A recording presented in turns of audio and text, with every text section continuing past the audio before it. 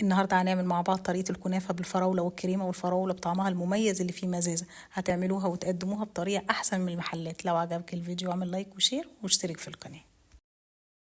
أول حاجة هنعملها هنجيب كيلو من الفراولة بعد ما ننضفه ونغسله ونسيب الفراولة سليمة ما نقطعهاش. هنضيف عليها كوباية من السكر وهنقلب الفراولة في السكر ونحطها في التلاجة لغاية الفراولة ما تنزل أكبر كمية من العصير أو الشربات اللي لونه أحمر الجميل زي ما انتوا شايفين كده. ونعمل الخطوة دي قبل ما نعمل الكنافة بوقت كافي. بعد كده هناخد الفراولة بالشربات بتاعها ونحطها في حلة على النار، وأول ما الفراولة تغلي وابتدي يظهر معانا الريم هنشيله بالشكل اللي انتوا شايفينه ده. احنا هنسيبها بس على النار لمدة 10 دقايق عشان عايزين الفراولة تدبل شوية معانا. هنضيف عليها كيس من جيل الفراولة ونقلبه لغاية لما يدوب عشان نعزز اللون الأحمر معانا وفي نفس الوقت القوام يتماسك. هنسيبها لغاية لما تبرد ونحطها في التلاجة. كده هنجيب الكنافة بتاعتنا وتكون متفرزة ونقطعها بالشكل ده، وممكن تستخدموا الكبة وحسب حجم القالب ممكن تعملوا نص كيلو أو كيلو إلا ربع من الكنافة. هنضيف عليها السمنة. أنا هنا ضايفة نص كوباية من السمنة. هنفضل نقلب لغاية لما الكنافة تتشرب كلها من السمنة زي ما انتوا شايفين كده. وهنحطها في الفرن على درجة حرارة 200 على الرف الوسط لغاية لما تاخد اللون الذهبي، ولازم نتابعها كويس.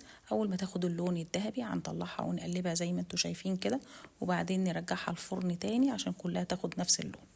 أهم حاجة في تحمير الكنافة يكون اللون الذهبي الفاتح، لأن لو اللون الغامق هتديكوا طعم مش هتحبوه. بعد كده هنضيف على الكنافة شربات ويكون بارد. في ما بيحبش يضيف شربات على الكنافة عشان ما تبقاش متماسكة، بس هنضيف كمية بسيطة عشان هتدي طعم حلو قوي للكنافة لما نيجي نضيفها على الحشوات.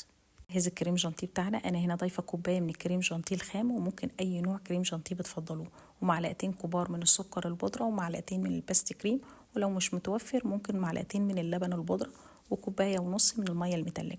هنضرب بالمضرب على السرعه الاقل، وبعد كده نزود السرعه لغايه لما القوام يوصل معانا بالشكل اللي انتوا شايفينه ده.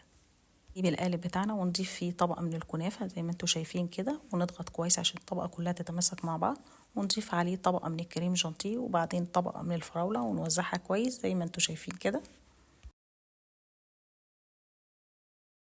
وبعدين طبقة تاني من الكنافة ونوزعها، وبعدين طبقة تاني من الكريم جانتيه ونوزعها. ممكن توزعوها بالطريقة دي او ممكن تحطوا كريم جانتيه في كيس وتبتدوا توزعوا بيه.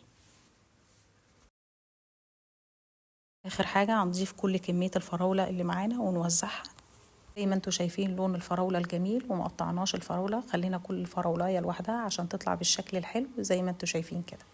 ونحطها في التلاجة. وبكده خلصت معانا الكنافة بالفراولة. جربوها وبالهنا والشفا.